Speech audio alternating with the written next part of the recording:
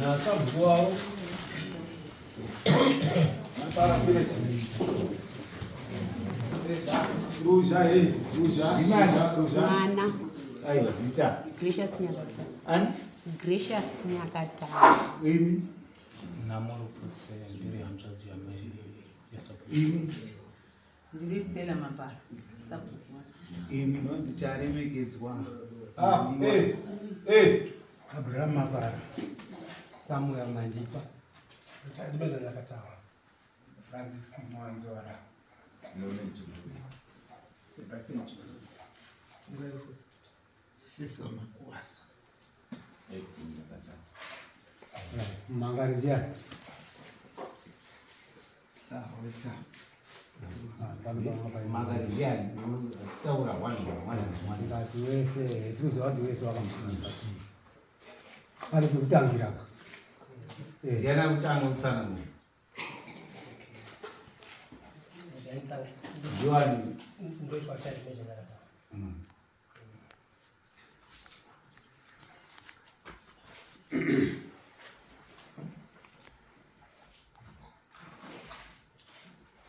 Right. Ahora ini wapila kutanga. Tanga ini.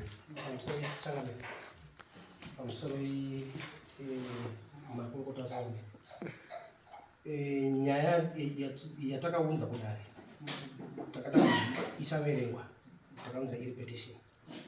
Takataka mudzi ichaverengwa. Ini waenda simuka ndindakakomplera petition yacho. Ndindakazoisaina asi kakanga dari petition yacho ndani. Ndoga yawo. Saka yawanzi ishatanga yaverengwa petition yacho then kana pane pada kutsanangura tozotsanangura. Yakanyorwa nechirungu saka kuti tese tizwisisane netoerenga nechirungu ndichitaura kuti neshona mwana wachirungu ane mutauro wedu pane ndatadza kutsanangura ngoti apa pamwe panenge panzi wani ndakuti munditsanangura yakanzi Mapara village ward 8 Nyanga 30 March 2026 Chief Saunyama ref Mapara village's grievances on the village headmanship. Nanganyaya kunyunyuta kwevagari vamamapara nokuda kweutungamiriri huripo. Since the death of the late village head Mr. Robson Mapara, our village was run by non-substantive village head. Kubva kufa kwakaita aiwa sabhuku wedu Robson Mapara, village head yakazosara isisina mutungamiriri ingonzi chingotenderedza vanwedu. These include the late Messrs. Jonathan Mwadiwa, zvinosanganisira Jonathan Mwadiwa, the late Rinos Chibvuri, pakazwawo Rinos Chibvuri akashaya, and the late Zebron Mwadiwa, kukazwawo Zebron Mwadiwa, a few among others, ndiwo vamwe vakamira pausabhuku. The village asked the Mapara family, in particular Mr. Paul Mapara, since he was the one who nominated appointed Mr. Robson Mapira. Village yakazobvunza mukuru anova ndiani Paul Mapara maringe nezvevillage kuti toisa upi tosarudza upi angave sabhuku wedu. It took quite some time for Mr. Paul Mapara to nominate another village head. Zvakatora nguva Paul Mapara asati asarudza kuti ndiani angave sabhuku. It is then when Mrs. Stella Mapara seized a chance to took it upon herself.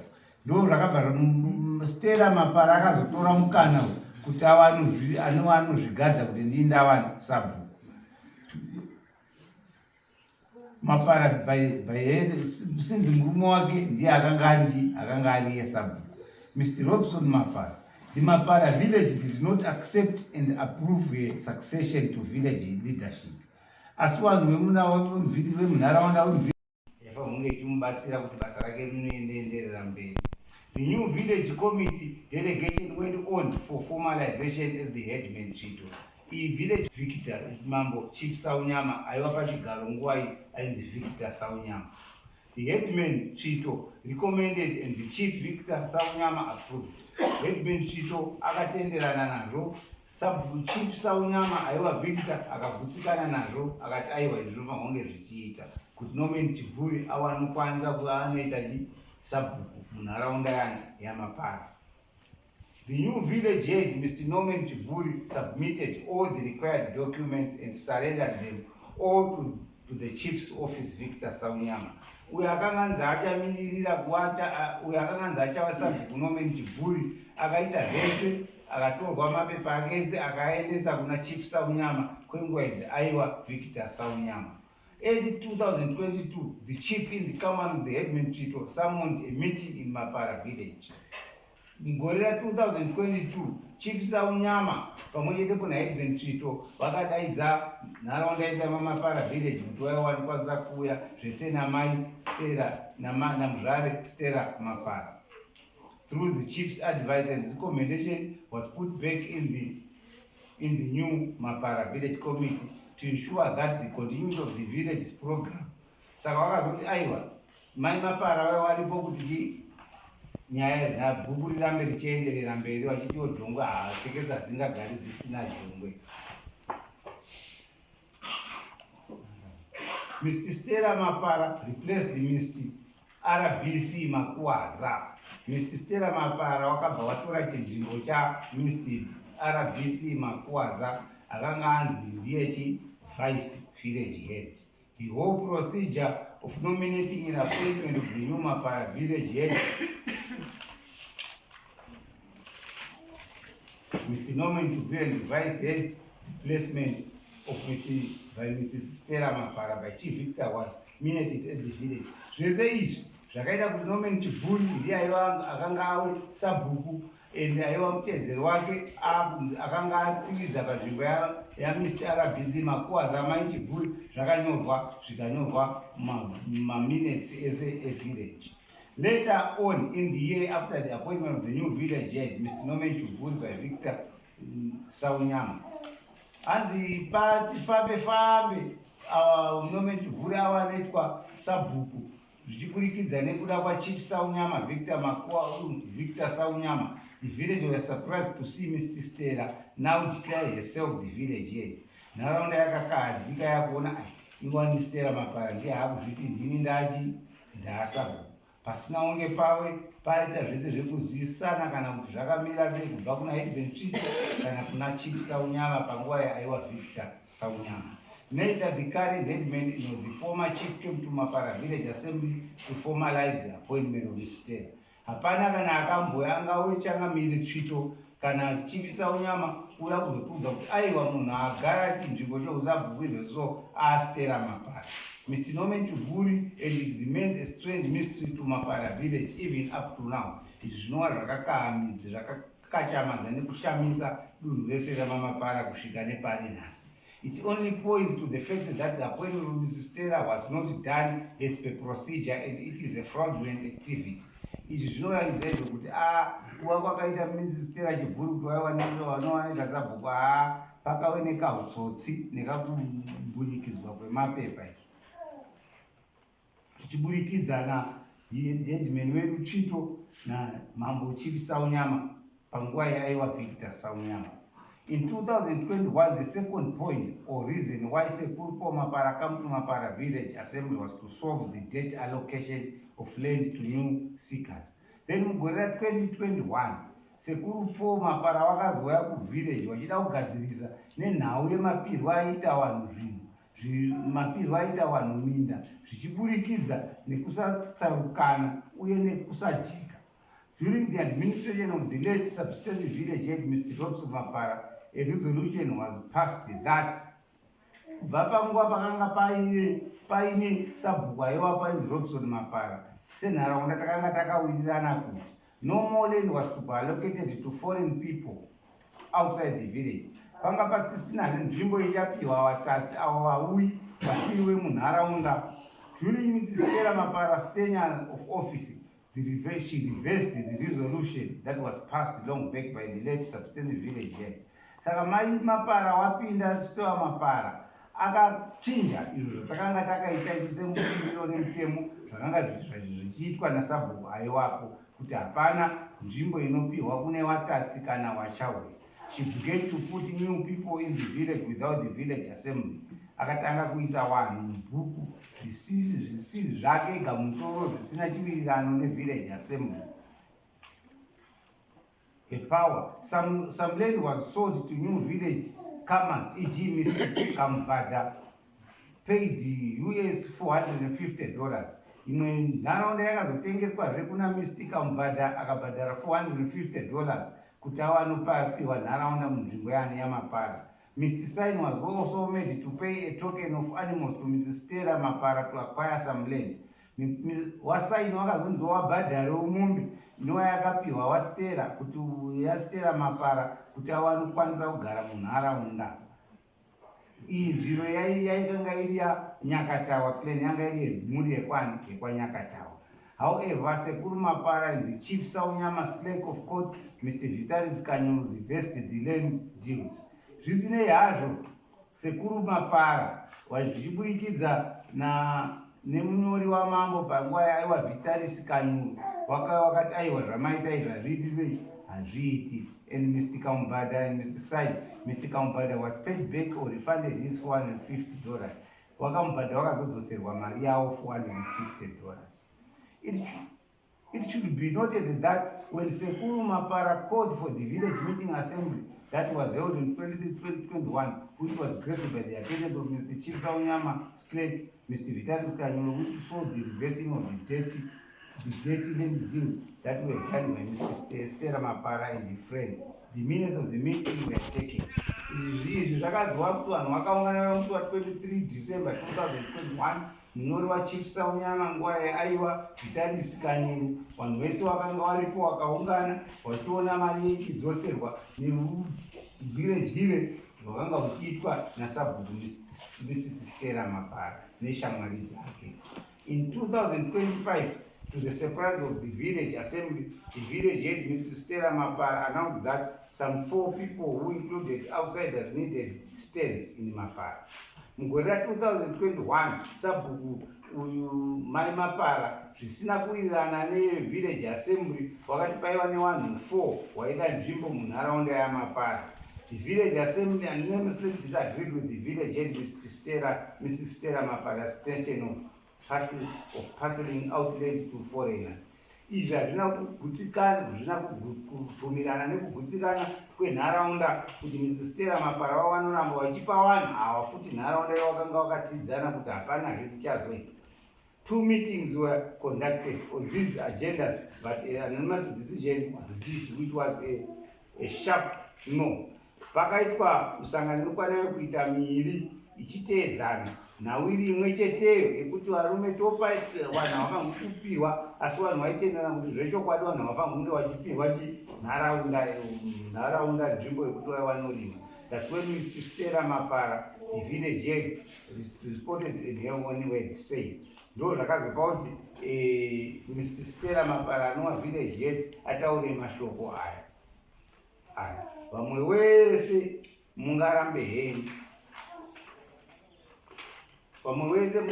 henyu kuwapinza mubhuku, asi Mrs. Kambara James wepaSt. Monica headmaster ndichawapinza nechisimba changu mubhuku ini sabhuku muchida musingadi.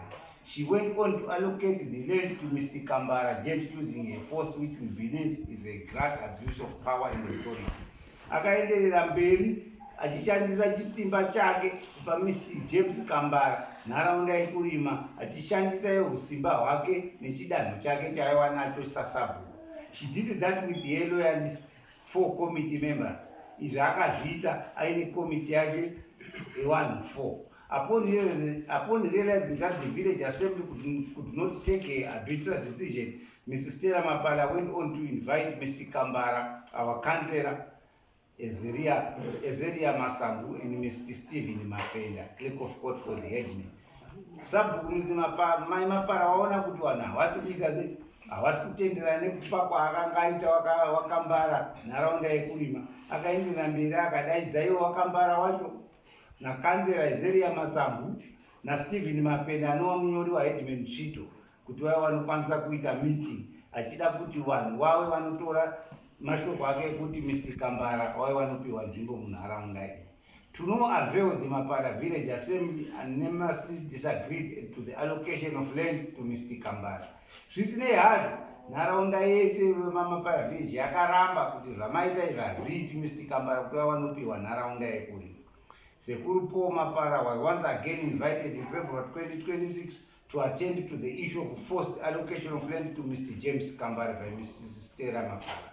Gore raFebruary 2026 wakadaidzwa kuti sekuru Paul Mapara kuti vanokwanisa kuuyazve kuzoyananisa nhau yakanga yaitwa naMr. Stella Mapara yekupa James Kambara nzvimbo yekurima. The headman Trito, his clerk of court Mapenda and our councillor Zeria Masambu was present at the village assembly meeting, and it was agreed that Mr. James Kambara will be given up to 1 March 2025 to vacate the premises. Apa vanhu vakakwanisa kuyapo pakwa headman Trito nemunyori waheadman waStephen Mapenda nakanzera Zeria Masambu nayo Mr. Kambara wacho vakauya nayo kuti Mr. Kambara waizobva panharaunda musi wa1 March 2026 panzvimbo. Come the date, a letter was presented to the Ward Committee signed by Mrs. S. Mapara and the 4 committee members that Mr. James Kambara was allocated land in Mapara against the will of the village assembly. Then pakazouya vanhu vakazokutamiswa vari kuona aiwa Mrs. Mapara pakazouya tsamba yaakanga anyora iye akasaina nemakomiti members ake kuti aiwazve Mr. Kambara wainge wapiwa takawapa nzvimbo yekuti vanokwanisa kurima pai munharaunda yaMapara village. She's not going back nenyaya yekupa land nechisimba neumbimbinyonga. Chero dai village assembly wakaramba. She is growing unstoppable and must have a personal interest and reason for doing these subdivisions. Haasi kunzwisisa kana nekuteerera ari kuramba achienderera mberi achizviti ndini sabhuku ndini sadunhu ndinoita zvandinoda ndicharamba ndichivapa wadhiwa wose zvondinini ndiri kutonga. We are not happy with the way a village administration is handling the disbursement of government agricultural inputs and foodstuffs. Uyezve hatisi kugutsikana nemapiro ake nemagwere ari kuita ma-government inputs kune one. Some of the villagers who are not loyalists or supporters are persistently being denied access to these inputs. Vamwe vanhu vemunharaunda wavari kushaiswa mukana kana kunyorwa mumabhuku kuti vava vanokwanisa kunge vachipihwa izvi zvinova zviri kuzova kuti vacheme kuti aiva pari kuita kaudzvinyi. There is no transparency in the accounting procedure of village funds in Mapara village. Hapana kana mabhuku anoratidza kuti mari dzinongobviswa dzichiitwa mudeme dziri kufamba sei uye zviri kuita sei. Uyezve akazopa imwe nzvimbo yakanga iri yaMwadiwa kune anonzi Chapata zvisiri pamutemo uye vasina kunge vakawirirana naMwadiwa wacho. Compiled on behalf of the Mapara village members.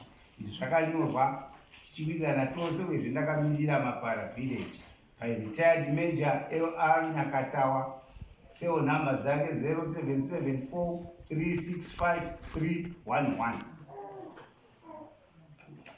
Pamusoro yemutsangamiro achida kukumbirawo kuti ava vambotitaurire nyaya dzedu, ini ndichada kukumbirawo pandataurawo apa wapedza kutaura ndo chikumbiro chatinacho. Asi zvataverenga mazvinzwa Tazvinzwa izvi. pane chasirwa ira pamapepa enyaya makanyora masamanise pane chasara Hapana ndizvo. sarangura pamusoro yechangapera pamusoro yanamama pamusoro yevesakona zvatinoda kuti nditsanangure ndechekuti panzwisiswe kuti nyaya dzedu dzakamira sei. Nyaya yedu yekutanga yatinotsanangura inyaya yelegality yelegality yekupinda kweusabhuku zviri pamutemo. So what we did sekumapara wakafoma shure asi zvese izvo zvakasupasidwa nekuti samapara vacho vakanga vari vaingora vachingopiwa zvitemo vachiti uya mugadzise zviri kuitika musha uya mugadzise zviri kuitika musha saka vane zvavakabata but zvakasupasidwa zvese zvakaitika from 2014 to 2021 nekuuya kwakaita samapara musi wa 21 December musi wa 23 December 2021 vauya ndo pandatsanangura kuti vakazogeza nyaya yakusabhuku vakazogeza nyaya yaminda. Pane imwe minda iya yazotaurwa kunzi iyi yakazorivheswa nasamapara yakazorivheswa na clerk of court wa headman. Minda iyoyo yapinda iri point of reference kuti vanhu vazonzwisisa kuti why vanhu vari kuramba vane resolution yekuti hatisi kuda vanhu anyuwani vanopinda vanopinda. Saka yakapinzwa iri point of reference, haina kupinzwa kuti iwe inotongwa basi, nekuti iwe yakatongwa ikagadziswa.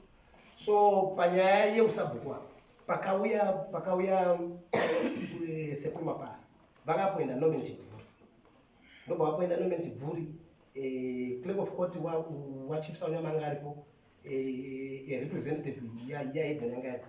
Vapedza kuzviita izvozvo, clerk of court ndo vakati chitora vanhu vanominatwa vaende kuformalization kwaEden.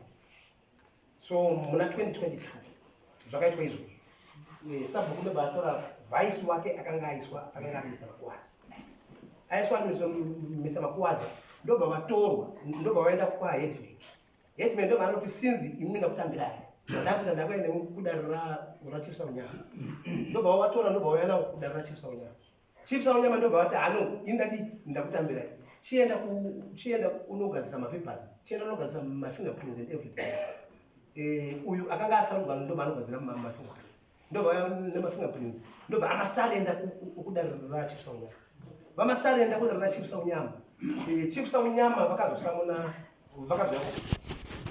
the former Chief Saunyama village, ndobva vasamuna mumavillage eba. No, zvinhu zvese zvamakaita ndazvidi ndakazvitambira, asi ndakazosara ndikazoita dzimwe pfungwa mumashure. Ndakasara ndikaita dzimwe pfungwa mumashure. Pfungwa dzandakazoita mumashure ndedzekuti makaisa vanhu vanyuwa nogaoka.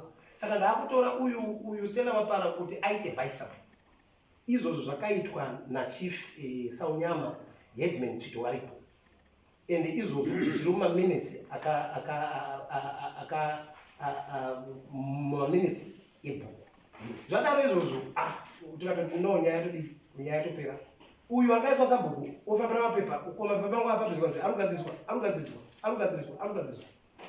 Kwakuzotonzwa mai Mapara vanongouya muvhillage vachiti zita rangu ratoi kwaDA, zita rangu inirira kwaDA, saka undinda tive sabhuku. Tikati no, isu hatina problem.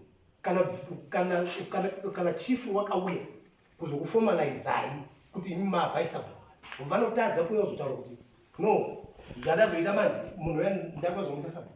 Saka tiri kuti hapana paperwork yatakuuya paMapara kusvika nanhasi yekuti uvaite sabhuku. Hakuna chief havana mugara kubatsirwa kwaMapara kuti vayozoita sabhuku.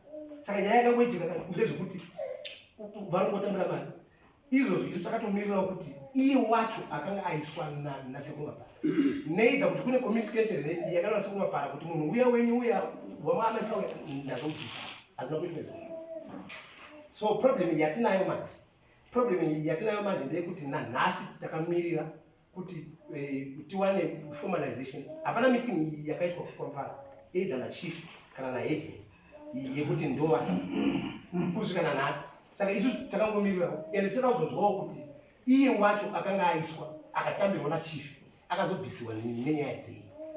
Saka nanhasi takangomirira ende izvozvo tangomirira ivo vakungoti sabhuku tikati kana hwawo sabhuku wekupinda mupublic office mopinda makahwanda hatichazivi nyaya dzacho dzakataurwa pasi pemutero, dzakataurwa kuitini here hatizivi, but zita rakatoenda kwaDA. So what it means is kune vanhu vakaita deliberate move to mislead the local government offices. Saka kana vamisleada DA vari kumisleada province, vari kumisleada national command center. And ivo vakati maybe ndikatitsara rako vanhu vachataura no, isusu tinoda kunzwa appointment. Vachatitsanangurirawo kuti vakaappointwa sei and is there any documentation yacho yekuti vakaappointwa and mavillagers vakaziswa here. Ndokuva ndo nyaya yedu yekutanga. Ndonzi talemekedzwa mwadiwa pamusoro wechangamiro nemakurukota edu with all due respect pamuzi. Chekutanga takadai kuvanhu vedu nevasi neimi varume vekwamaka toda kuti mambo muzive kuti isusu mbuya vedu apa ndimbuya vedu apa hatimbovavedu mudzimai vasekuru. Bhuku redu sekutsanangudzwa kwaraitwa rakafaundwa nemabout 5 mafamilies wachibva kuNyanhundu vachiuya kwaMapara. Mwadiwa, Makwaza, Chivhuri, Nyakatawa naMapara. Izvo here mukuru. Ndizvo. Pana vandasiya Satumba. naSatumba naTumbari. Ndo vanhu vakafaunda. Vamwe vese Vakaiwa Makwaza Chivhuri. Mwadiwa, Makwaza, Chivhuri, Nyakatawa, Tumbari naSatumba. Mukada kuzvitarisa mambo wangu, marecords edu ari pachena kutaura kuti maasiya kuti Satumba akamuisa kupiga akamuita few others wese wana Makwaza chai wakamboita masabu. Mwadiwa na Mwadiwa isusu vanababa vangu ari vakatenderedzwa kuti masabu because waingotenderedzwa kumafamily yayo. Now ndoda kutaura panhau, ndoda kutaura zvinhu zvishoma because pamwe mwada kuzotaura, ndoda kuti kana ndagara ndapedza. Sorry heni mambo kuti ndakapedza nguva yacho ndoda kuti short. Nhau yelegality iri kutaurwa nasekuru yelegality. Ndiri kurangarira zvakasimba patakaenda netsamba yataida kuna headman wedu uye patakaita meeting in front of mambo nemimakurukota. Headman wakati inini ndindakaisa mapepa ikaita zvandakaita handisi kuziva ndakakanganisa pake wakurunzi headman. Asi patakazoenda kwavari tichida kusainirwa wakati ini handisandakukwanisa kuti ndisaine chi. Wakandonditi ndichada kuzokukokaiwo saMwadiwa munguva inoteera kana pandichazogadzwa.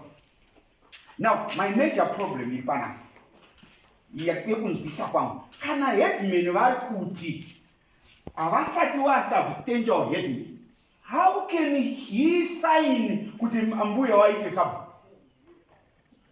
Kana headman washitaura ndikadai wega nemuromo wavo kwandiri awanga waripa pakaida matsamba ataida wakati handikwanisi kukupa chidhudhu nekuti handisati asubstantial headman. Why wakasaina wakasimudza zita rambuya kuvaitwe sabu musure mekunga sekuru Mapara vari muno wauya kubhuku ravo wakati aiwa mufunge mambo ambuya vangu pavanga vari sabu pa pasina dambudziko rekutaura pasati pauya sekuru apa taitoenda kwavari kuti mbuya makadii musabhuku wedu, but come the time yakauya sekuru uyo kudara ane 100 years akauya akati no sabhuku wenyu wauya ndopatakatikatitanga kuti katakusedza kwasabhuku kwatapiwa and all the procedures the man God has now read has now found. Ndo dambudziko redu iyo mambo plus dambudziko ratinaro mambo bhuku redu riri kutongwa nevanhu vasiri vemubhuku. There are few individuals vari kutonga bhuku isusu varume tiripo which personally ndiri kuzviramba pamberi pechifu. We have few people including my sister and this sister wangu wamakanzwa kuti hanzi mukadzi wamambo ndimambo. Ihanzvadzi yangu. How can hanzvadzi yangu say that in front of you nemakurukota kuti mukadzi wamambo ndimambo? This is what happened mubhuku. Yataurwa ndinotaura ikamu varapedza. Yataurwa yemaimpusi yataurwa. There was a time yandakaenda kwadumba paya vanhu vairi vari kupiwa maimpusi.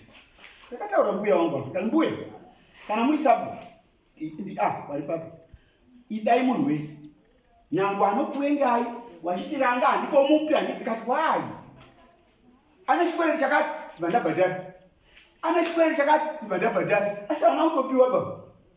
Mota yangu ikatakura zvavanhu vese tikatakura mubhuku rese ndapedza kukiya zvikwere zvaazvinzi haana kupiwa chii aumbiwa dapo musi wanyepera. Why would mbuya personally hate an individual ari mubhuku nezvinhu zviri kupiwa nehurumende? Ipapapo ndiri kusekondera zvekutaurwa ndezvechokwadi nokuti inini kana ndikaita mutungamiriri kune vanhu vanondida nevasingandidi ndinovada wese. Imbwa yemaMapara ndeyambuya kana vari sabhuku. Mombe ikarasika kwanzi kune mombe yekwaMapara iri kwakudomba wakaiona dai mombe kwangu ndeyangu mombe ndeyebhuku yangu. So we are equally as men. Ndochoka chada kutaura we are not happy about that. Hatitoda kusabhuku baisusu. No, I don't even imagine ndichazoda kuita sabhuku muchauto. tiri kuda kuti zvinhu zvifambe zvakanaka mubhuku. Chiwani hatingaite bhuku rekuti izvozvizvi as you heard. Bhuku rese rakaramba pakadaidzwa komiti yakadaidzwa headman aripo. Zvikanzi takati kansela ari uye kansela Masambuya takati endai munogara sekomiti moenda kunoona pada kuiswa kambani. Wanhu wakaenda iya nzvadzi yamune awaritu uyu chikulandano kufusayo haana kuenda akaramba akati zwi haana kwenda kwakaenda vanhu 2 mukomiti ndowakaenda kualibeti. How can that work like that? Zvingashanda sei zvinhu zvinonyadzisa nekushamisa zvakadai? Zviri kutinyadzisa ende zviri kutidzikisira sevarume, and the book raiswa into disrespect nevanhu ivava. Hatingaiti mambo bhuku rinotongwa natete wangu wanambuya wati ava vana rukusa umonyara kutuzwa ingotera udaiso, which I have to say that because I'm not happy. Haungangurambwi ringotera madzimai maroko emadzimai uchingoshandiswa like this. Izvozvi zvandikutaura izvozvi mambo kwakauya tsamba yakauya nakansela. Ndakamutaurira kansela paduma tasangana naye kuti kansela, you were elected by people. You cannot sacrifice the whole book because of mbuya wangu.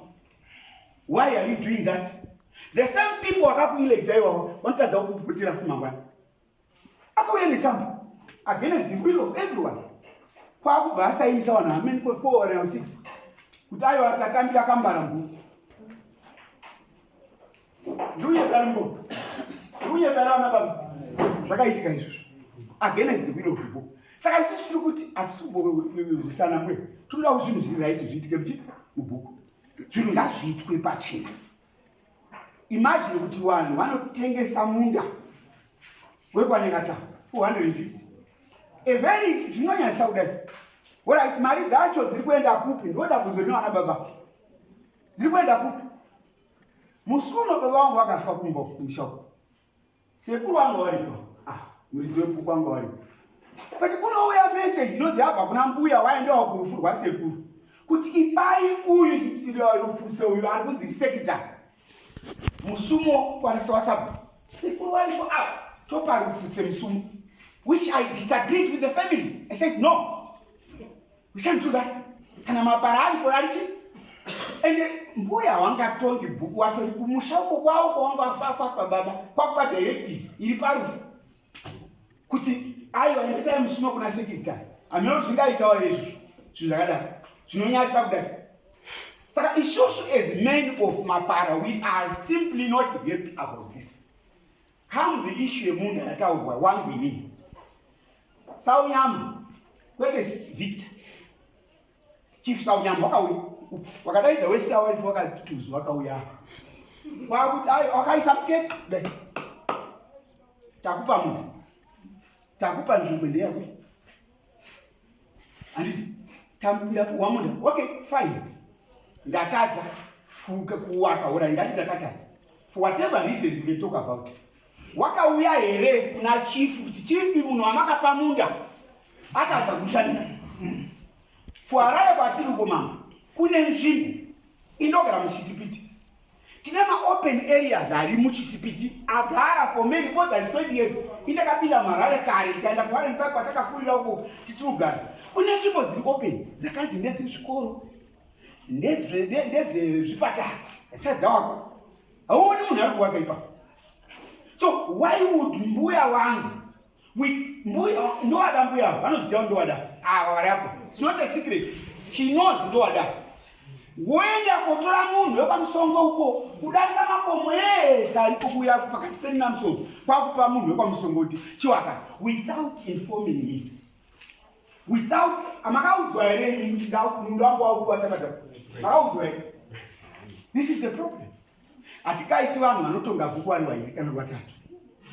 Iyo komiti yamuri kuona 1 2 3 4 ndo vakaisa kambara mubhuku ndo vari kuita zvinhu zvese. Tingada kuzozivawo at a later stage kuti mari dzacho dziri kubhadharwa dziri kuitei, tine any development. Tarisai mafama amounts izvozvi bhuku rakazara vatadzi rakatizara vatadzi.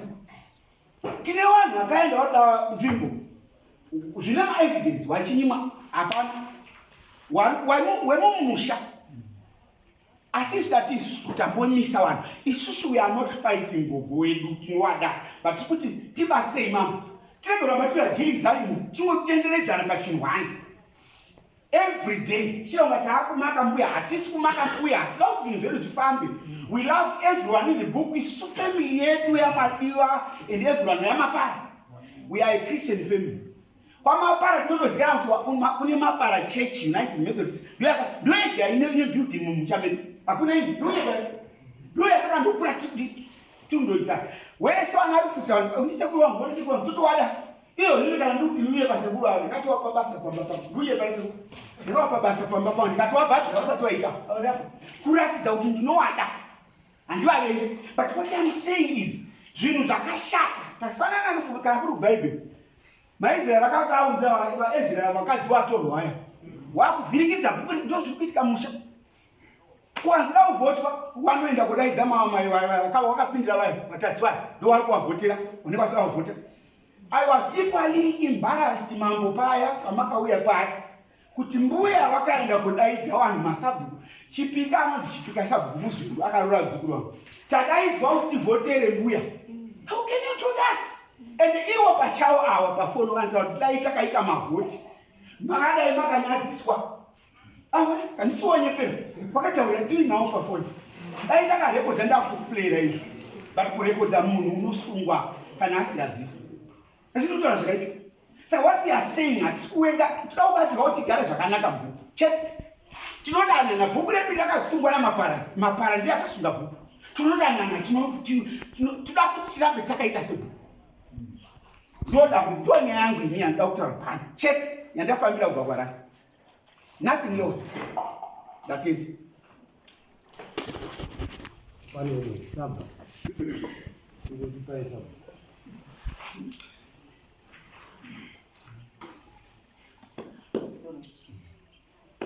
Wadari. Zvitane kundipanguwa. Kana munhu aine zvaanenge arikuda, haashayi zvekutaura, haashayi mhosva. Zvese zvataurwa uku. Atengesa munda wekwanyakatawa. Nyaya yakangoitika badzi ndeyekuti muridzi wacho wemunda haasi pano. Rozi Nyakatawa, mwana waTimo, wakauya kwandiri. Mai, isusu pakafa baba wedu. Baba wanga wane imwe mhuri kudandi. Saka pane zvinhu zvese zvavakashanda ikoko. Vana vairi vanga vari ikoko ndo vakabhenefita zvinhu zvababa, kana ingava mari yakazobuda yekubasa. Isu hapana kana sendi ratakawana. Saka isusu tiri kuti tikaonawo munhu anoda kugarawo pastendi pedu apa, zvinotiitira zvakanaka. Ndakamupindura kungoti hapo, asi zvinhu zvinenge zvichingoda munhu wacho aripo, umbowo huchibuda zvakanaka. Ndikati inini munozviziva kuti mumusha muno mumakanzi, munhu anenge aine gura rake, akauya nemunhu wake, vanhu vakamuda munhu yeye pasina zvipomerwa zvaainazvo, munhu anopiwa pekugara. Saka inini nyaya dzekwanyakatawa handibati. Munda wekwanyakatawa vana ranga wataura nawo here, akati ranga ndakataura naye, asi wakanditaurira kuti izvi hazvisi zvemumba mangu, enda kuna Narei. Ndikati fine, chienda wotaura naRei. Ndisati ndaenda kuvillage, ndoenda wotaurira neNarei wozondipa mhinduro yakakwana. Rozi wakataurirana nemunhu wake wanga ari kuda kugara pastendi pababa wake. Akazouya kwandiri, akati Narei takapedzerana. Ndikati alright zvakanaka. Ndikaenda kuvillage. Wanhu woye, Rozi uyu musi wacho anga atoripo. Wauya ari kutaura kuti une munhu waari kuda kuti aise pastendi pababa wake. Saka munhu wacho panzi ndiKambadha. Hamene kuti vanhu munoti chii, kana paine unoziva mamiriro akaita Kambadha, hatingotambiri nekuti wauya naRozi. Kana pane anoziva kuti Kambadha wakamira akadini, unotaurawo. Hapana akataura uipi hwaKambadha. Zvakanaka. Kuchibva kwauya nyaya yakambara yataurwa yasainwa,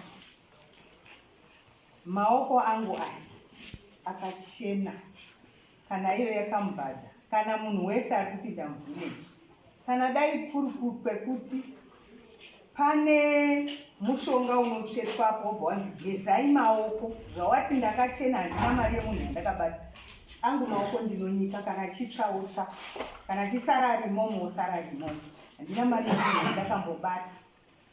Asi badzi chinhu chakataurwa nekomiti, vakati isusu tinoshandira munhu tichisiya mabasa edu tienda kopangidzira munhu pekugara.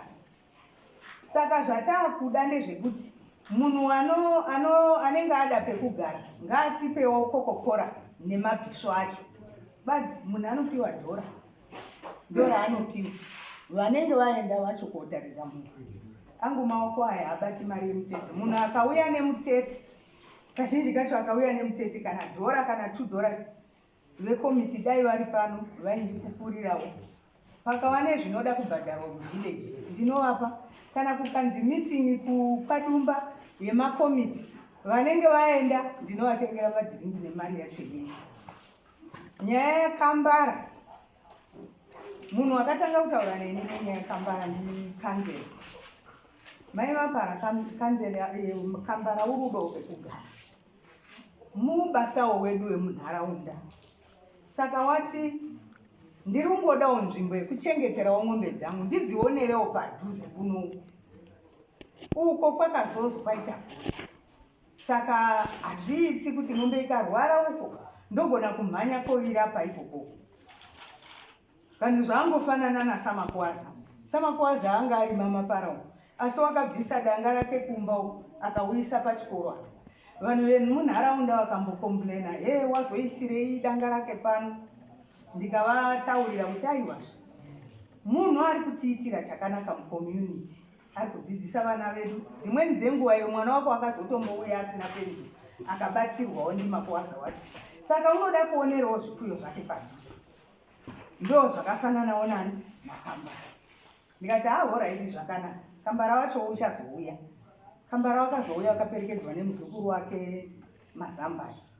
Aibva ati ndauya, ndakambotaura nakanzera, sisi kanzera vakanditi endai kuna sabhuku. Wachibva wauya zvishuru. Ndobva ndazotaurira komiti. Ndikati ndo nyaya iripo. Saka Kambara wakauya aiti uruda pekugara. Vakati zvino paripo here? Ndikati meno, asi haasi kuda kugara muno zvachose. Ari kuda nzvimbo badzi yekuchengetera mombe dzake apo achiri pachikoro apa. Zvikazi alright, tichaisa kuvhileji. Ndabva taiendesa nyaya kuvhileji. Vevhileji vakati isusu hatisiri kuda vanhu vanopinda muvhileji. Ndikati Kambara haasi kuda kugara muno zvachose. Paanosimuka pasekondari apa anobva aenda, nzvimbo ndeyenyu. Zvikanzi aiwa, hatisi kumboda. Uye akati ini ndikati wakati handimbotamiba, ndongoda nzvimbo yeku. Ndobva ndakati imini Kambara muri kumurambirira. Natai kunditaurira. Kana aine chikonzero shuwa chekuti ndo zvamuri kumurambira, ngoti haasi kuda kuva mugari wemuvhileji nengo, uchasiya nzvimbo yenyu achibva aenda. Zvaari pachikoro apa haafiri ari ipapo, uchatransfera achienda. Mune zvikonzero zvipi? Ndibva ndavapa zvikonzero zvitatu. Ndikati Kambara ibhinya here? Kambara ndirepisisti here? Kambara imbavha here? Hapana wakadaira. Saka inini kuda kuvatokonya kuti ndinzwe pfungwa dzavo kuti vari kupa chikonzero chekutini, kuti munhu arambe aregere kuchengeta mombe dzake, asi ari munhu kushanda mucommunity. Chikonzero ndechenyu. Ndakabva ndataura shuwa ndikati zvino kana vamwe vese havo mukavaramba, asi Kambara ndichadini? Ndichamupa pekuti achengetere mombe dzake. Zviiti zviiti. Ndikati alright, it's okay. Ini ndandikuda kungonzwa pane pfungwa dzenyu. Vakazvinyora mumaminisi. Ndikati zvazvina nebasa. Ndobva ndaedza masoko kuna kanzera. Ndikati kanzera woye, Kambara warambi. Zvadini? Ndikati vanhu vari kuti, kanzi vari kuti urutama here? Kambara haasi kutama. Angoda nzvimbo yekuchengetera mombe dzake. Kungoisa kastructure kekuti munhu ari kuchengeta mombe angoone pekugara. Kana akazoisawo kaforo kadiki diki, asi kana akusimuka Kambara uri kuenda nemombe dzake. Ndikati vanhu vari kuramba. Saka modzokesa masoko kunani? Kuna Kambara. Vakaendesa chiwa masoko kuna Kambara. Kanzera vabva vati regai tiuye naKambara wacho azvitaurire pamwe vanhu vari kutadza kunzwisisa kuti Kambara ari kunyanya kuda chii, haasi kuda kutamira mubhedhi raMapara. Vachibva vauya nasekretari waHedhi nakanzera naye Kambara wacho, nyaya ibva yanzi zvikanzi nekuti sabhuku wakanga ataura kuti muchida musingadi. Zvikanzi nakanzera, asi imimiwo sevagari vemunharaunda hamunawo here zvimwe zvinhu zvamunombobatsirwawo pachikoro? Munhu uri kushanda mucommunity medu, saka tingamuomesera kusvika pakadaro here pekuti tinobva tamunyima nenzvimbo yekuti angochengetere ng'ombe. Zvafanana naSamakwaza. Nyaya yaSamakwaza ndakaigadzirisa inini ikanzera waidaro. Vanhu vemumavhileji vakatenderedza vari kupengera Makwaza kuti wazobvisirei danga uko achiunza pachikoro. Ndikamuti no, Makwaza munhu uri kutishandira mucommunity, saka anoda kuonerawo zvipfuyo zvake padhuze. Ndo zvakangofananawo nani naKambara. Saka Kambara tipei tizvi. Kambara akati ini zveshuwa kutaura chokwadi handisi kutama izvi. Bvunzai vanoziva kumba kwangu vakauya mazuva enhamo yamai vangu. Handisi kutama, musha wangu ndinawo ndakavaka, asi nekuda kwezvirwere zvemombe zviri kuitika izvi ndakaona kuti ndikaisawo ng'ombe dzangu padhuze neni zvinondiitira nyore. Ndikaenda uko, ng'ombe dzikagara uko, ini ndiri kuno kuzhinji dzinopera kufa. Achibva adini kubva vanhu vaibva vazoti alright zvakanaka kuti kuri kwekuti uri kuda kuchengeta ng'ombe badzi asiri kutama, alright. Asi akanga asimuka, nzvimbo yacho ndeyani? Uye akati ini ndingosiya nzvimbo yenyu, ndingatakura nzvimbo here ndichienda nayo? Nzvimbo ndeyenyu, handisi kuda kugara kuno. Ndo mamiriro akaita nyaya yaKambara. Uyo saini wataurwa uyu, handina kana sendi randakatora. Pakauya mambo, pane wakataura, uyo Edison akataura kuti akapiwa matoki kuti apiwe nzvimbo. Ini matoki acho ndakatotenga. Aitengesa matoki zvimapupu. Ndikatoenda kuma77 ndikati iwe ndauya kumatoki angu, zvikazi matoita rake dai kuri kuti masvika mukadzi wangu akasvikirwa namai Chitambara ari ega panapa, mungadai matoruza nekuti mai Chitambara wangu wakutoda ese matoki acho. Ndikati uchizodaro nei, wanga wadi kutaurira mukadzi wako? Ndikati ndakangowarairwa pandapiwa matoki mairi, tseketse nejongwe, ndibva ndabhadhara mari. Handina bribe yandakaita nemunhu, asi nekuda kwekuti vanenge vachida kuti nyaya dzavo dziite zvakanaka vanowedzera. Akatenga akapiwa matoki kuti anhingirike. Ndikazomubvunza uyu ndikati iwewe nyaya yematoki yakutaurwa nhasi, nguva yawakaziva kuti Isaac ndo zvakaiti, wakadii kutaurawo Isaac wacho achiripo? Achibva anyatsa kutaurawo zvekuti shuwa matoki ndakavapa, vachibva wati ndinokupa munda. Pamberi paMwari mupenyu anorarama, handina kana zuva rimwe chete randakatengesera munhu munda. Kana hameno nyaya dzavari kutaura zvavo, vanenge varongoti zviite. Handivarambiri, ivo vakawanda indiri wanda. Ende handina munhu wandakaisa muvhileji zvisina chibvumirano chevanhu muvhileji kunze kwaKambara badzi. Ndiye ndakangoti ende ndaisatotaura simo reseba, ndakandiri kungotaura kuda kutokonya pfungwa dzavo. Ndikati munhu wemunharaunda wati uri kutiitira basa, saka dambudziko renyu naye riri papi? Zvikanzi ndiye badzi yewe, asi muromo wangu wanga usiri wekuti ndinozviita, nekuti kana dai kwanga kuri kuti muri kubvunza komiti yandakashanda nayo kubva pandakapinda pausabhuku, handina munhu wandakambopinza muvhileji vanhu vasiri kuziva. Vanhu vevhileji vaitobvuma. Right, tochienda panyaya yekunzi ndakabviswa pausabhuku. Tinenge tatakangosiyana nemavhoti mairi naSarupfudzi. Sarupfudzi akati inini zveusabhuku handikwanisi. Mazuva ano zvaakuda kufamba, zvaakuda mamitingi akawanda, ini ndinenge ndiine mabasa angu ekuriritira mhuri yangu. Wachibva waramba. Wanhu wangoti iye anga ari kuteera mumashure ndiye ngangopinde ipapo. Inini nemuromo wangu, kana dai kuri kuti tanga tiri kutaura mavillagers vamwe varipo vangadai vari kundipupurira. Ndakati hamusarudzi inini kuti ndipinde pausabhuku, sarudzai umwe, nekuti mochiti here murume wangu ndiagarisa kuti imi mobva manditi ndiite sabhuku, zvikanzi iwewe ndiwe Tada. Hedhimeni wakabvunza, ndiye here wamada? Zvikanzi yehundi. Yanga ya 2015. Saka pane pakazombonzi pane waakunzi aite village head paMapara, Sidwell Chirombe. Inini ndatonyorerwa tsamba naHedman, saka handina kuzoenda zvangu kwachief vandagara. 2016 Hedman waibva kuti ndazofonerwa kubva kudare rachief, kwanzi wakanga asarudzwa nevanhu iye wamanga mati imini magutsikana naye kuti ngaaite village head, ngaabve adini afambisa basa tsamba ake auyu tamumisa zveshuwa.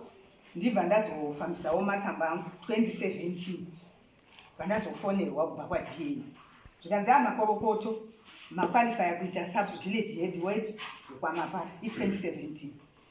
Madhetsi amwe anga ari kutaurwa apo ameno pamwe vaiita maprivate meeting naSamapara, asi chandiri kuziva inini ndechekuti Samapara wakauya kwaMapara 2022 muna December, musi wa27 December ndipo wakauya. Inini ipapo ndakanga ndamboita covid, but ndaita covid ndakabatwa futi nemalaria, handina kuzviziva. Covid madays acho anga apera, vandakwira bhazi vandaenda, vandazoenda kwachiremba kwakuchizooneka kuti ndabatwa futi nemalaria, but vakafunga kuti ndatiza, asi ndandiri kuenda kurapwa. Samapara wauya 2022 muna December, ndo pavakati ndakubvisa uyu ndoisa muzukuru wangu Nomeni. Zvakanaka, wachibva wafamba zvakadaro. Inini ndazouyawo, Nomeni paauya nahatirarami kumba kwangu, akati heyo pana sabhuku hauzvizivi here inini ndinda sabhuku, saka ndauya kokupa samoni. Ndikati rekuti nenyaya dzakataura, ndikati handisi kuenda, ndiri kurwadziwa nemaziso. Vakaenda zvavo, inini pandagara. Saka chief muna 2023 vakazombofamba vachitenderera newadi yese, vachienda village by village vachinzwa zvichemo zvevanhu. Inini ndanga ndiine chichemo, ndanga ndiine bitterness pamwoyo pangu, ndanga ndiri kurwadziwa ndichishungurudzwa ndisine nguva. Ndakazosimudza ruoko, chifi wataura kuti kana paine umwe wanga, nokuti zvichemo zvazviri kunyoreswa, inini handina kunyoresa hangu, kana paine umwe wanga asara wari kuti inini chichemo changu changa chazosara, ngaasimudze ruoko. Bandasimudza ruoko, ndibva ndabvunza ndikati, nhai chifi, nhaka inosarudzirwa here? Vanhu vangonditi haiyo nyaya yamuri kutaura inyaya yemumba. Ndikati aiwa, iyi haisi yemumba ngekuti inotaurwa papublic. Saka inini ndarwadziwa, ndiri kushaya kuziva kuti zvichapera nekuzodini. Kubva musi washaika murume wangu, nyaya yetsvimbo iri kuramba iri kutaurwa naSamapara. Zvamuri kuona vakauyako ndo masoko andakataura kuna chief. Muri kuona vakauyako kuti vandibvisa pausabhuku vachiisa uyu. After 10 years uyu afa. Ende ipapo vakauya, inini ndatova ne6 years ndatodini, ndatonzi ndasubstantive village head. Ndikati muri kuona vakazouya vachidaro, vakaramba vachitaura nyaya yetsvimbo. Pese pavari kufamba vanongotaura kuti wakakanganisa tsvimbo, wakakanganisa. Zvikasaka muri kuda kudini? Ndikati ndiri kuda kubatsirwa, ini ndashungurudzira. Patazoenda kudare kwachifi kwacho, tasvika kudare, ndiani wamangara? Ndikati ndini. Taurai nyaya yenyu. Ndobva ndataura. Ndikati murume wangu wakafa 2012, asi kusvika zvine izvi Samapara wari kungotaura kuti ndakakanganisa munhu wandakapa tsvimbo. Ivo vari kunditi, ungadai wakapa inini tsvimbo, wandipa inini ndopa munhu wandinoda. Asi mubvunzo wandakavapa ndeyekuti, Samapara, ndaikupai imimi tsvimbo, alright, maida kupa munhu wamunoda, ndimi makafirwa here? Munhu wacho yeuyu waisvika pano here Mapara ari pano? Inini wacho tiri in good books here nemunhu iye wamaya muchida kupa tsvimbo dzangu? Vana vangu vanomuziva here? Imimi pamakatoti mhai papapo, nevana vangu hamutovazivi. Mukasangana munzira munotopfuudzana. Vakati waida kuti ndizive vana vako vari biyo waivaendesa kumasvingo. Ndikati no, vana vanga vachienda kuchikoro. Imi nguva dzamaiuya maipesana nevana, saka vana vaifanira kutadza kuenda here kuchikoro nekuda kwekuti vanda kuona nyinyi kuti vakuzivei. Kana muri baba chaiye vanoti svimbo dzepanapa ngedzangu, wai vana vasingakuzivei? Nyaya yakagadziriswa nachifi. Chifi vakati Samapara pamuri kuti nokuti vakanga vabva vati inini ndiri kugariswa muberere ndisingakwanisi kupinda mumba mangu. Ini ndikati munogara muberere, ima hamuna kumba kwenyu here munozogara muberere remba yangu? Chifi wakabva wati Samapara, nyaya dzamuri kuita idzi munozviziva here kuti dzinokusungisa, mutemo haubvumirani nezvamuri kuita izvi. Uyu pamuri kuti pamba penyu, pamba pake uyu handi penyuba. Zvese zviripo nezvese zvakasiwa nemurume wake ndezvake. Nhaka haisarudzirwi munhu. Iwewe wakaita sei iwewe kuti uzonzi wakanyangadza? Ndikati ndakapa tete dhishi. Ndapa tete dhishi. Tete waibva wapiwa tsvimbo dziya, wachibva wapa mwana wavo kuti ona iwe ipa taurira sekuru kuti kwanzi namhai izvo ndapiwa izvi, ubva wandiisira mumba. Saka ivo vakabva vati tendai uya ndiye wadini, ndiye wapiwa tsvimbo. Ndobva vachinzi nachifi. Foni yangu yandakabata ndikapa munhu uyu kuti ndiisire mumba yake, statement iri kuti makanzi namhai zvandapiwa izvi, asi imimi makazotora mukati tendai ndiye wapiwa tsvimbo. Parufu pacho vakataura futi nyaya dzavo. Saka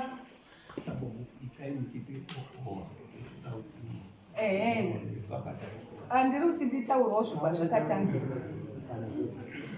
Saka ndiyo nyaya yakanetsa iyoyo, nanhasi ndo iri ngonetsa.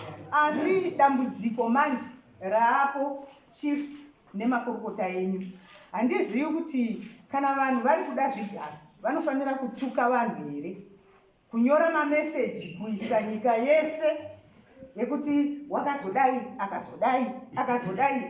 Pandiri panapa vari kundiita hure, vese varume vari apa vari kundiita hure ivava. Unongokumurira varume vese mabhurukwa. Handizivi kuti mabhurukwa acho ndiri kukumura ivo varipi vachiona. Vachibva vazotaurawo umwe mudhumeni une nyaya dzake dzaakaitawo mune imwe village yekuti vakabva vangofunga kuti tikataura uyu zita rake. Asi nhasi unoyu ndaikumbirawo kuti dai vakataurawo vamwe varume vavakangoti varume vese. Ende murume wamunoona unenge ari kuwirirana naye murume waanenge ari kudanana naye. Mambo ndokumbirawo musati makonklude ndila ngotaurawo one statement. Makotaura kaini vakuwa mfano apa pane mapepa apa awerengwa mapepa emunhu ese angabvunzwa apa ndisi achiwerengeka achirungu chachirura nyatsokudzororodzwa naye neangari kuerenga zvakanaka. So hatiba kuti tikatutaura torasa chimusoro wenyaya. Chekutanga dai muchiri kuziva musi watakuitisai meeting paNyatata nachief, kana muchiri kutondera pakanzi baba ngavataure, muchiri kuzitondera pakanzi baba vanotungamira changamira wangavataure, ndofunga mukana iwo ndakaupiwa iwo ndikataura. Nhau yandoda kudzokorodza inini kutaura sematauriro andakaita musi wacho iwowo. Inini ndakati inini kuuya kwenyu mudunhu rineri makauya mimi muine zvigaro zvenyu muchiya mudunhu redu rekwaSaunyama, asi mukunatsa kana kutadza kwenyu isusu mhuri yekwaSaunyama hatina kumbobvira tambotora bhuku remunhu bauti nenyaya yekuti iwe uri utadza wakauya nebhuku rako, saka bhuku iri takuriti Saunyama kana kuti takuriti nderedu isusu rekwaSaunyama. Imi muri warashumba makauya muine usabhuku hwenyu kubva kwamakabva muchipindawo mudunhu rineri. Hatina kumbobvira tadaro badai muchiri kutondera kuti ndo muromo wandakataura ndakamira sababa ndichizodzoka ndichitaura dzimwe nhoroondo dzese dzandakataura kumashure. So pandida kunyanya kudzoka inini ndepekuti mukufamba kwenyinyi hapana panofambika pasina nhoroondo. Mumadzinza edu isusu eumambo, usabhuku, uheadman ane nhoroondo. ndizvo ane nhoroondo. Munhu kana akusvika pakunzi uyu zvoreva kuti inhoroondo iri mukati medzinza rachiro. Saka ndakanditaura nyaya iyoyo, ndaizviziva kuti tichazosangana nadzo nyaya idzi mberi. So pakuverengwa kwaitwa pepa iri handisizwa kana ndiri kukanganisa kunzwa. Nhau yanga iri apa inhau yemadzinza anenge 3 kana kuti 4 mukati menyu. Mamuri kuti imimi kubva kwamakaita kwamakabva muchiuya kuno kwaSaunyama mune madzinza 4 aitakura usabhuku. Ndizvo here ndo manzwiro anandichiita pakuverengwa kwauchiitwa tsamba iyi. So pakati pemadzinza eminyi ari 4 kudaro, so zvoreva kuti munoona changamire Saunyama vakashayawa, tinobva tatora chidanho chacho tochiisawo kune imwe imba. Handizvo here? Ndizvo here? Tinotora chidanho chacho tochiisawo kune imwe imba. Zvotoreva kuti zvatoendeka zvakadii. Imimi mumusha imimi ndimi munotoziwana imimi kuti chidanho ichi kana chakubva apa chiri kuenda chidanho ichi kana chakubva apa chinoenda muchingoenda neukuru hwenyu handi kusvikawo pano kupedzesera.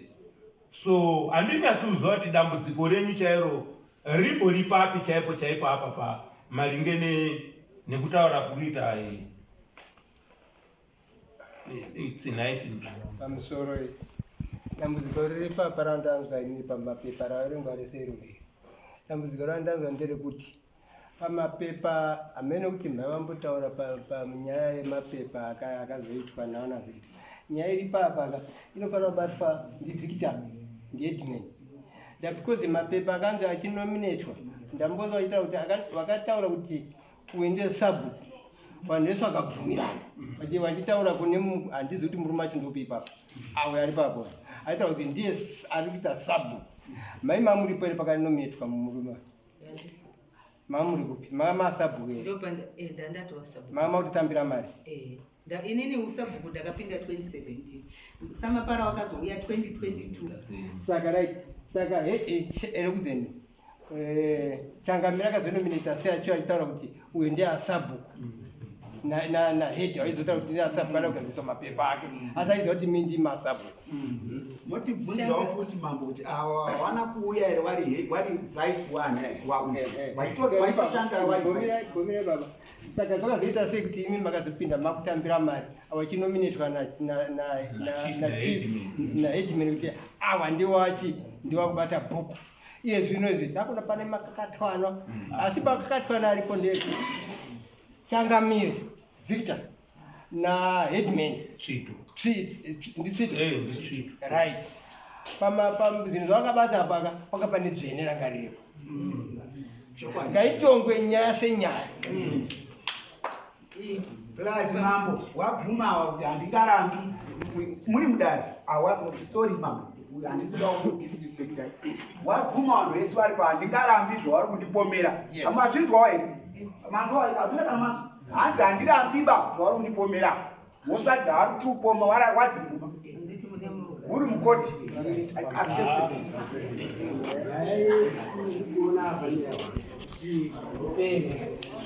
dambudziko apa nderekuti sabhuku apa nevedzinza rekwamapara havari kuwirirana apa. Ngataura nechokwadi ipapo, zvese zviri kutaurwa izvi hazvina mawitness. Zvimwe zvacho zvakaitwa nasabhuku ndizvo here, zvakaitwa izvi ndizvo here, hazvina mawitness. Pamwe zviri kundowitnesswa nemishamisho mashoma isiri bhuku repi rekwamapara. Saka chinhu chinofanira kuita ngechekuti nyaya yatakatoiona musi wekutanga Headman vakapopora gama pamwe ndakakanganisa ndeti akaburitsa muromo uyu pakuzoita ndakaita kune uye kuti aite so pamwe nini Headman ndakaita sei ndakakanganisa. Saka inyaya yakabva yangusiwa yakadini yakadaro taura here akataura kuti Headman ndakakanganisa handiti ndini ndakandasotogadzwa uye asati ambogadzwa bo samapara wasati wambouya kuvileji. Handini ndakutaurira kuti ndakapinda muna 2017 ende handina kushandisa chisimba sezvavari kutaura akashandisa chisimba. Pakauya mambo achibva ati komiti ndakubvisa uyu ndichiisa uyu, takagara takadaro. Uyu aibva andimangarira kwamambo, aibva ati uri kundinyima chidhina, ndiye uri kunyora maproof of residence, mitero ndiye uri kukolekta, zvese zviri kudiwa muvhileji ndiye uri kuita. Mambo akamupindura kuti zvakanaka zvauri kutaura.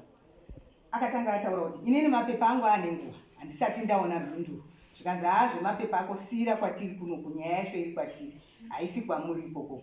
Ndopaakazotaura nyaya dzake dzokuti chidhindo uri kundinyima, zvese uri kuita ndiye. Zvikanzi namambo, uri umunyima chidhindo, uri umunyimirei? Ndikati aiwa, chidhindo handimunyimi. Ndakamubvunza kuti wamo here, nekuti chidhindo chiri dangerous, munhu anogona kutamba yese yese nechidhindo. Saka ndakamuti hazviiti, wakafonerwa here kuti village head? Akati handisati. Ndikati fine, zvino chidhindo handikupisha mwana. Taenda kwamambo, mambo akamuti uyu ndiye uchiri muofisi. Akazvitaurirwa asi haadi hake kubvuma. Ndiye uchiri muofisi kusvikira zvako zvaita azotaurirwawo kuti iwe hauchisirimo, panzvimbo pako paane uyu. Chienda iwe aibva abvunzwa kuti sabhuku unogadzwa nani? Akati sabhuku unogadzwa namambo. Zvikazi iwewe wakagadzwa nani? Akati ndakagadzwa nasekuru. Zvikazi uyu ndiani wako? Akati ndimbuya. Zvikanzi inga zvakanaka wani, chienda woshanda nambuya wako zvakanaka, mangwana unorara akupa usabhuku. Handiti kumbuya uri kukura, tibva tatuka kumba kudaidzira meeting, haauyi. Wese iwa muri kuona havauyi kumeeting yavillage. Pavanga vari kutaura kuti uri unyima vanhu mainputs, uyo ranga wataurwa kuti ndakazoti ko zvandabhadhara.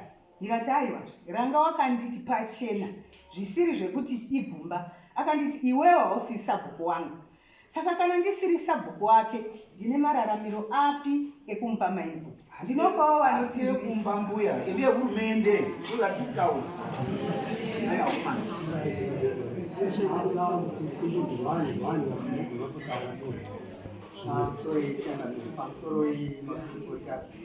nevanhu vese vari pamusoro okay, ndonzi Samuel Mandipa. Nyaya ndiri kuona panapa iri hombe ndeyekuti mai ava vari kuti vakapinda basa, ndonyaya hombe iyo. Saka tichitarisa mumashure zvavari kutaura kuti vakapinda basa muna 2017, ini handisi kutenderana nazvo nokuti ndiri mugari wemuvillage. Ndakanyatsoona zvese ndichiona maitiro efambisiro zvakaita right. Wauri kuda kuenda pachigaro chake wakaendepi? Ini handina pepa randakafila pakauya musamaparakoti muzukuru wavo ndiye wasabhuku, inini ndabva. Hapana pepa randakafila, asi zvakangotaurika nei nemuromo uko muofisi ndandingorimo, ndandisina kubviswaba. Regai ndibvunze hangu mubvunzo mudiki-diki. Imimi murume yenyu ndisamapara. Awo sekuru wakazoisa awo ndani ndisamapara. Ndisamapara wakatama. Wakatama wachibva waenda kungu. Wakaenda murume wake. Mukuru ndani awo nemurume wenyu. Aiwa, awo vanga vari vakuru. Awo ndibaba mukuru. Ko uyu muzukuru? Muzukuru mwana watete. Mwana watete. Mwana yanzvadzi yavo wa. Mwana yanzvadzi yavo awo. Ndiwo kwakabva kuisa usabhuku. Mwana wehanzvadzi. Ini ndambonzwa apa parutaurwa madzinza anenge mana. Kusanganisira chiguru wacho. Handiti. So, kusanganisira iyo wacho muzukuru wake. Aripo pamadzinza mana. Arunzi ndo aikwanisa kuchinjana mudunhu. Uyu ari mwana watete. But ndiwo mafounders acho vakauya pamuri dzakasvika. Saka nguviri apa iri kunzi mwana wenyu anoita hai kana ari muzukuru haiti, asi kana ari mapara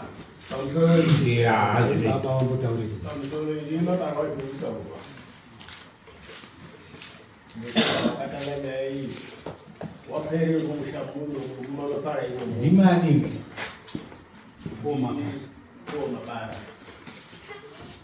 sabukuru mapara ndini ndasara mukuru kunana mapara tiri mavile masabukuru munyanga muno asi kune masabukuru ese sabu wasara mukuru ndina ndono kale zvino izvi totakapereke asi ndai pendakaipira kuna Victor andira kunga ndiri nyaya inotinesa kuti musha wanga wachema wakauya wakanditaurira kuti chimo chavo ndikatora nguva ndikazotora kuna Victor akadaiwa zvakanaka gadzira zuva ndinomupa munhu wangu unoenda naye mondogadzirisa nyaya yemusha wenyu tikapiwa zuva vanhu vakaenda kutora takapiwa kanyoro tikaenda kotaura vese atiripo pamusha pangu tikasarudza nyati avo ndiye vaasapo apo ndanga ndakuenda uko ndakasiya ndati rokusemukiwo shangu unesabukufani handina munhu ndakataurira pana tete wangu hanzadzi yababa tikamusiya ari sabhuku zvinenge zvanesa unonditaurira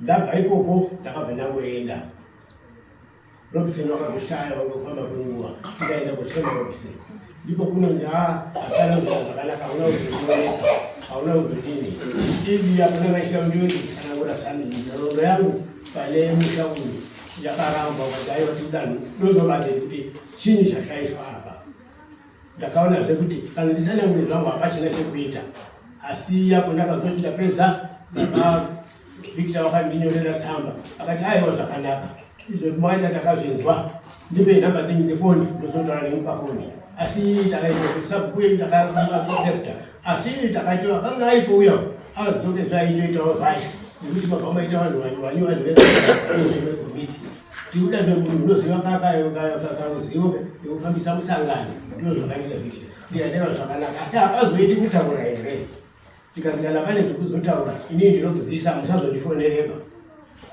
inini ndinozokuzivisa kuti zvakuti zvakati saka ndobva ndagara zvangu ndimakore aisa zvifo ndiri zvangu zvazvaita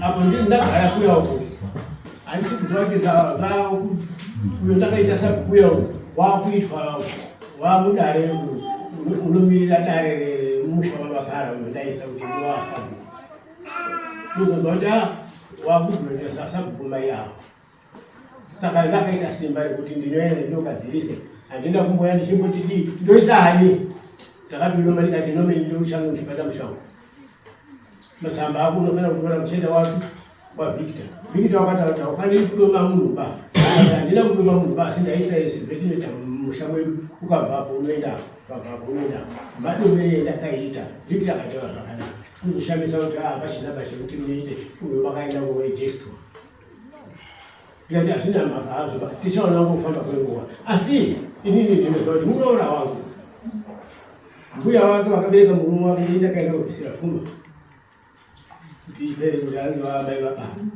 asi ndobva ndatongwa here ndemuroora vangu izvakwere vangu kuti musinaumira zvamushangu regai ndobvise muroora wotoisa kuti apo ndakaita izvozvo ndakafunga kuti ndakugona ndapedza ndibva ndazodaidza rimwe dare ndipo ndakauya nachiefsa unyama apo uyo ekutanga isangarike apo chiefsa unyama akauya wakasimuka akataura kuti ndaikopedza dare reino ndipo ndizvidarezvi ndichifunga kuti ndishuwa ndinogaruka izvi asi inini ndiri wodzika nakuti musha wangu usati wambogara wadare nekushanda pavo asi chiefsa unyama pakataura mazivati makuru akandiita kuti ndive nechivimbo chekuti tine mutungamiriri wakataura uye akati aiwa kana inini ndiri mambo ndikafa mukadzi wangu unoita mambo here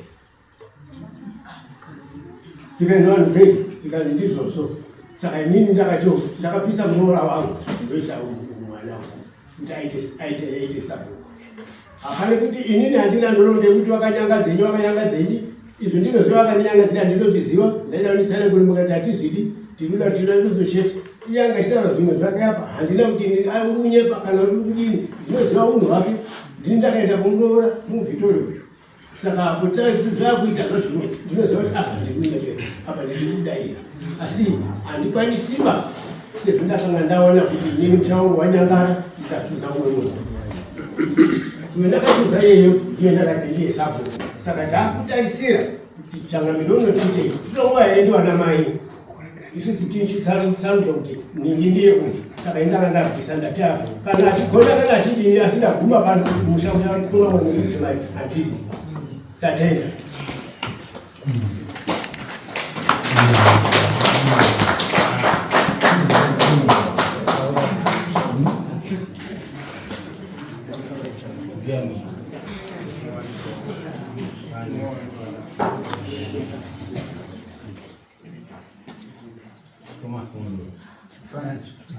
Francis.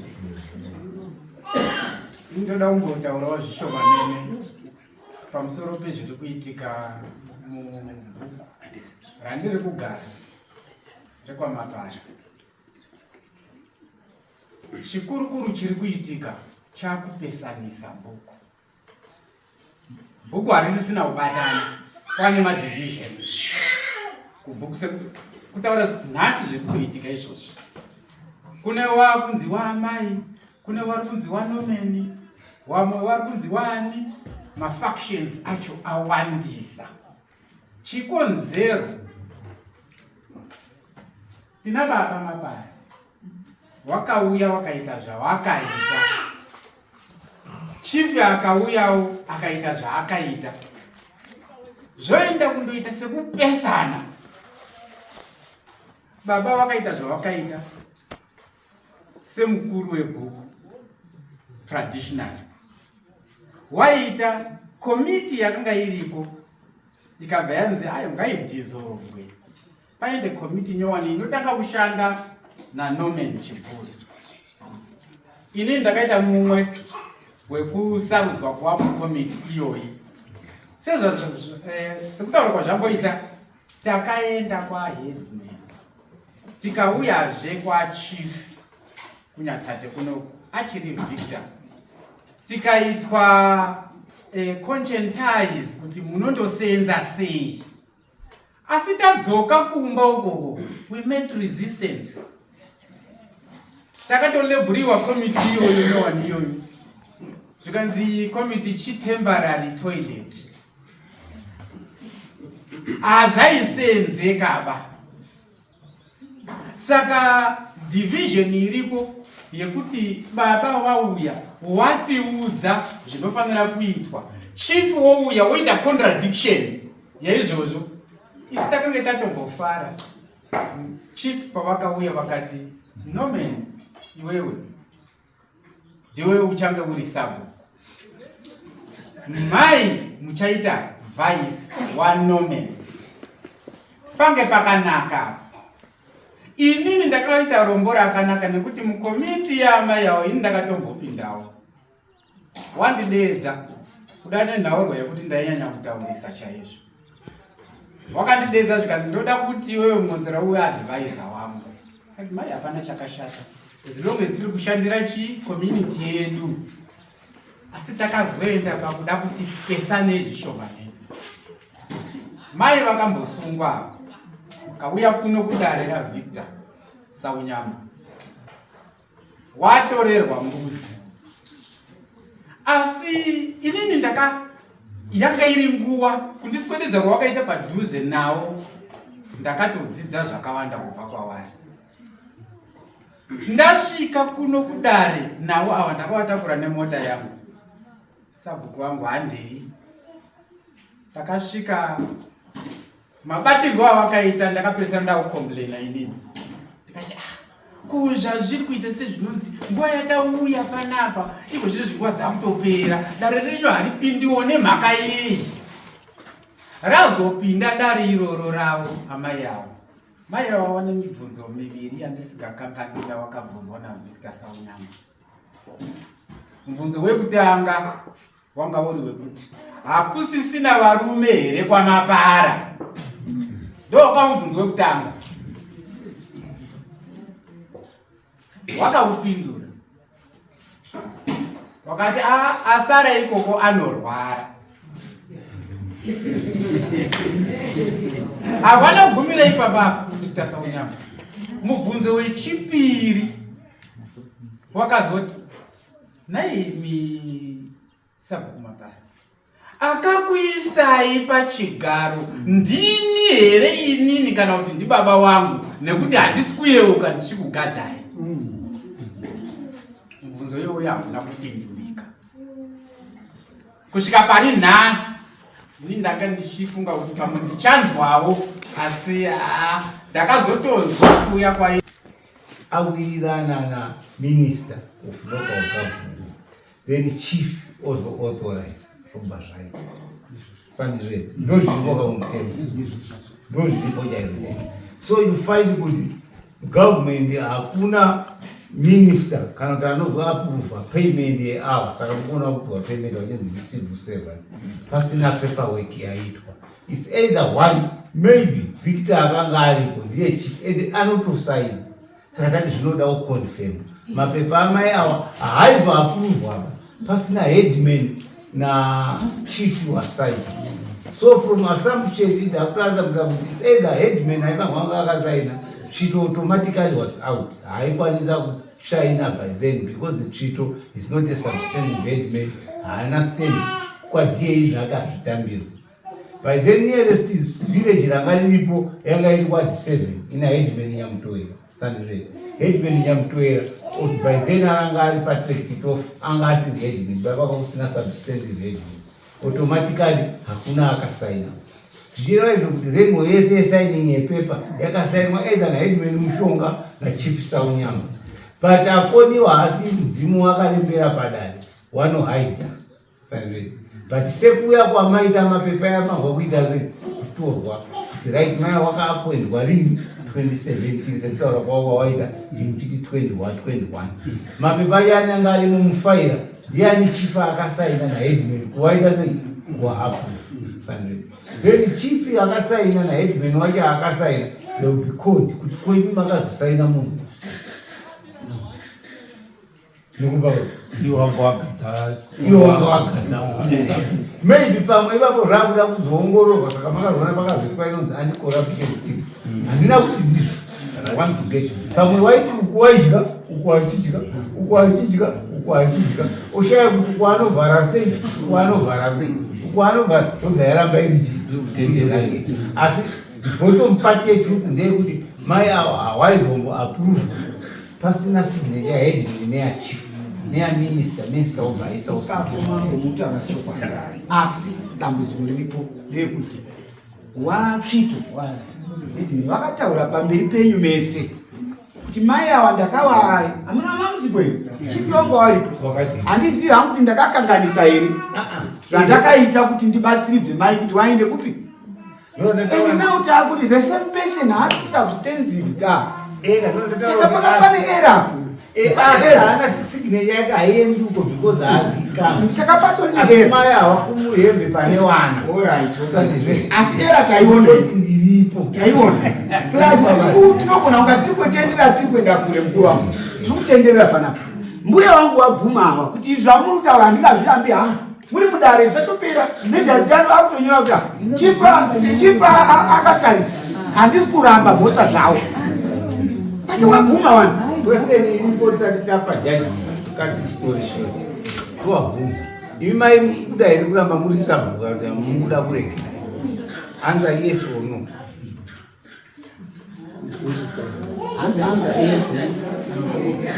Mubvunzo wenyu wakanaka sachakafu. Pamusoro ivanhu vanoita noise matara titi matara maviri at a time. Hauna ushata asi handifungi kuti ndairamba kubva pausabhuku dai kwanga kuri kwekuti vakauya zvakanaka. Zvino dambudziko ravo vakawaita hondo zvichibva zvaita fanike sekuti inini ndakashandisa chisimba kuti ndipinde pausabhuku, asi inini vanhu vakabvuma kuti ndipinde ipapapo.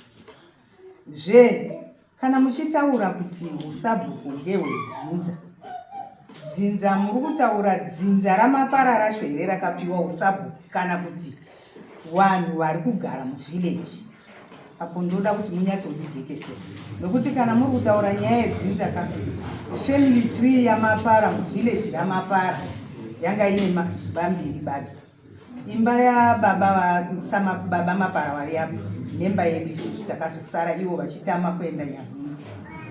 saka handichazivi kuti muri kutaura dzinza ripi, vaipiwawo second subbook here vari muvillage kana kuti vemubatsire kupindurei ino so argument yenyaya mukupa constitutional kana takuti zvepamutemo nyaya yenyu ikasipirita kuti inoenda mumakoti sandirei mumakoti mumakoti kwayakutongwa yakurekodwa sandirei uchief neuheadman ndo wakapiwa family tree sandirei usabhuku hausisina family tree yawe kuti usabhuku chero munhu wese anoita sei anopinda asi chinodiwa pachiwanhu chizwa izvi ndiri kwezi inyaya yekuti chirungu nechiwanhu zvakasiyana asi chinodiwa pachiwanhu chedu ndechekuti usabhuku madzisekuru dati mundibati madzisekuru edu waiita usabhuku wairombera wachitora zvipambo wachigara wainaro dzinza wachipinda mumaninga wachiombera zvinoti mhiko yavo yawakaisa saka mukuona vanhu vanozvinetsa kuti ndikana ndisiri wedzinza kuti ndiutore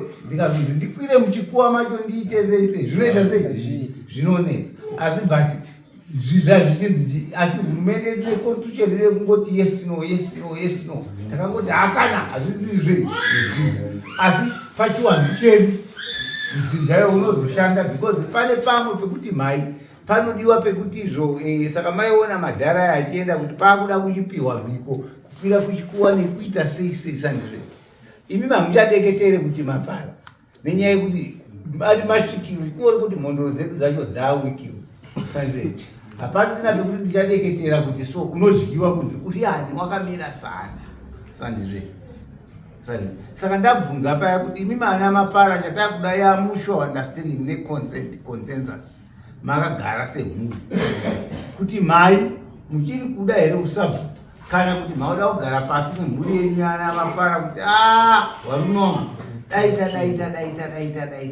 sei semhuri muri pamwe pane kuita sei muchiwirira pamusoro mabvunza mubvunza vanopindurwa pamibvunzo yemabvunza mabvunza mhai ava kuti muchiri kuda here usabhuku because vanoda kuti wataure handiwa zvinhu zviri mudare vanoda kuti wataurire mudare kuti vachiri kudarika kuti vanogona kuti vazobude musabhuku vachipinda ivava vapinde kuti vachiri kuda here usabhuku kana kuti havasiri kuda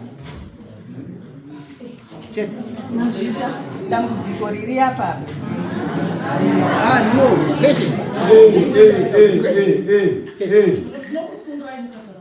muri kuda here apa paruda no chete muchiri kudarika kuti chete muri mai avarinonya handeti toda kuti mugare darena ndikuparadzaiba toda kuti mugare makabatana muri kudarika kuti mubvunza bvunza yavo zvakanaka muri vakuru tine tiri kuda kuteera mumashure menyu asi ndinenge ndiinewo zviri kundirwadza zvekuti shuwa kuti unzi ndine mameseji ari umu avari kunyora ivavo saka ndaikumbirawo ndaikumbirawo kuti mameseji acho amboverengwe muzozvinzwewo kuti zvinoitawo here kutaurwa zvichiiswa musocial media regerai titaure tichiti zvemamessages nei izvo handizvo zviripaikontwita zvinhu zviri pagiraundi zviri pachena vanhu dai muri kugona kupindura bedzi zvirudi zviri kubvunzwa chete chete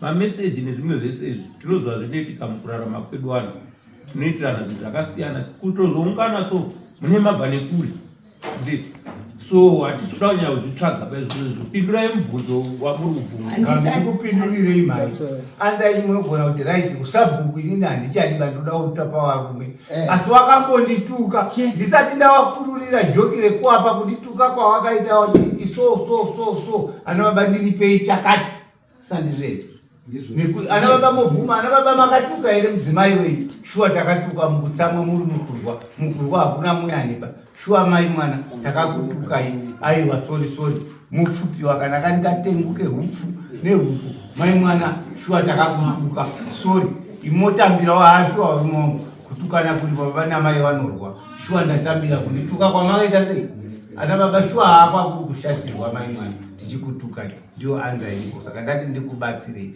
musati mavhura yenyu mai mameseji enyu kuti shuwa ana baba wakandituka asi nekundituka kwawaita ndaita sei ndakatsamba sandizve ndiripei so kuti tizogare dare rekuti ndikupei chi chokira sandirere ndizvo chaizvo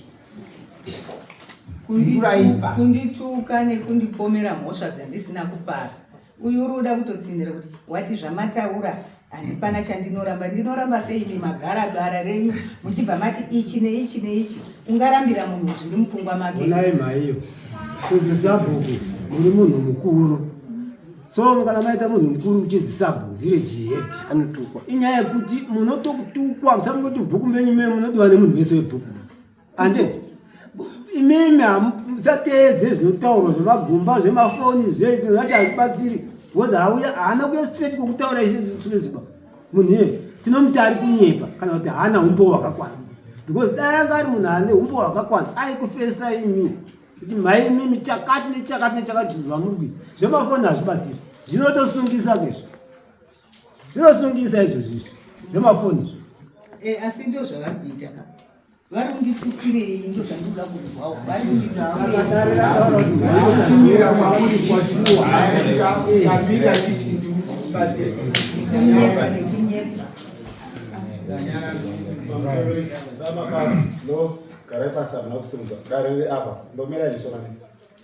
chiri kuda kudaro ndofunga tagara panapa zvingu yakareba maminitsi akati manyatozvibhiridza richiona tichingotaura chinhu one hatisweri kutaura mutorododo wenyaya utumbo hwandondondo nokuti unosvina uchibva pano kusvika kudhoo.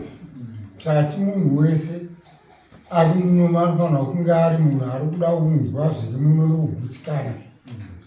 Nyaya yenyu taipa kune kwamapara. Vekwamapara vari kuti isusu hatikwanisi kunge tiri kutaura zvakanyanya kuwanda. Tikaidzotsa topa kuna baba mapara. Baba mapara akati munhu wandakaisa njiye ticharamba tichimhanya nevhiri redu. Tiri kuona kuti hakuna kwatiri kusvika.